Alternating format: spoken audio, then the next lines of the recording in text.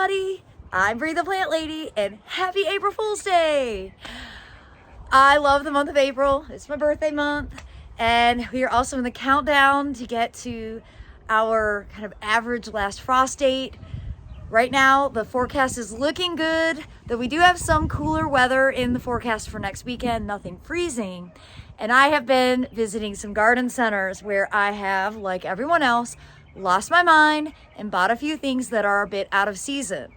So I wanted to show you what I've been buying and how I'm gonna deal with these summer vegetables that I bought at least 2 months too early.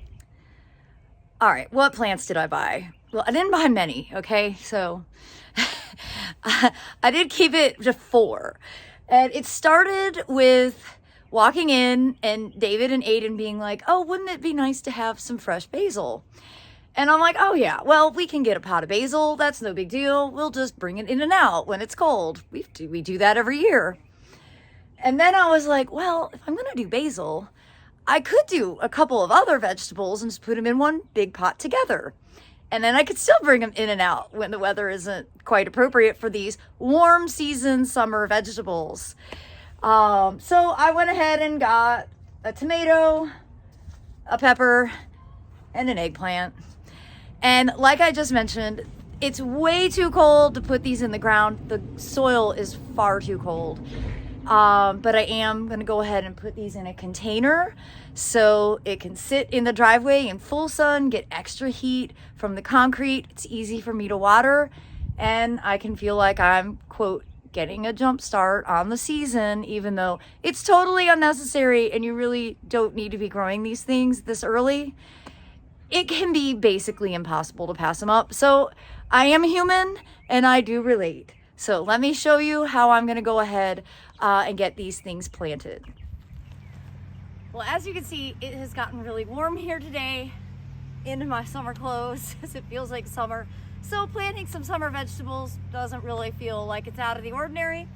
And because I want to make sure that this soil stays super warm, I'm gonna go ahead and fill this root pouch with some Happy Frog potting soil. Now, I usually grow everything in Veggie Mix from Soil Cube, but that's a little bit cold still, and I don't want to shock the roots by putting these into cold soil.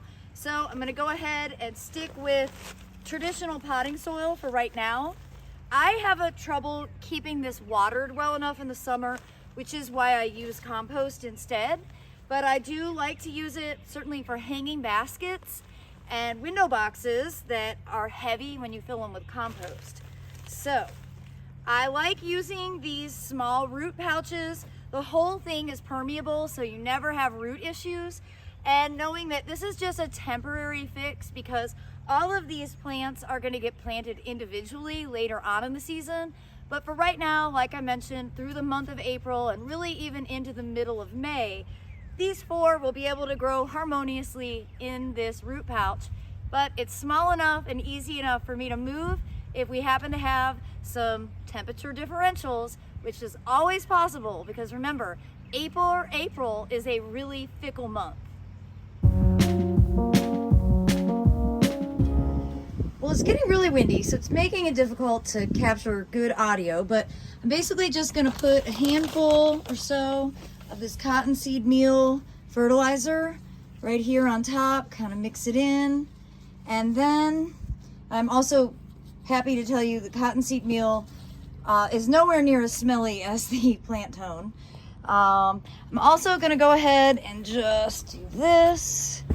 Gonna add a little bit of mulch because that really will help reduce any soil-borne issues with the soil washing up on the leaves. It also just gives the pot a more finished look, helps retain some moisture. Remember, this is potting soil, not compost, so it's gonna need a lot more water than I'm used to giving. And if anything, lately, I'm proving that I'm not actually the best waterer in our household. So now that is ready, I'm gonna go ahead and give it a full sun spot here in the driveway. Well, here it is. Full sun on concrete for extra warmth, surrounded by more seasonally appropriate pots, all of which are super easy to access with a hose. And that really is the most important component to successful container gardening, whether you're zone bending or season skipping or not. Well, I do hope that this April Fool's video will be inspiration for you. Don't feel bad if, like me, you got ahead of the season. Just recognize that the soil is still too cold for you to plant any of this in the ground or even in raised beds. So resist the urge. I will, of course, be giving you demonstrations on when I get my seeds started and when I ultimately get everything transplanted into the garden.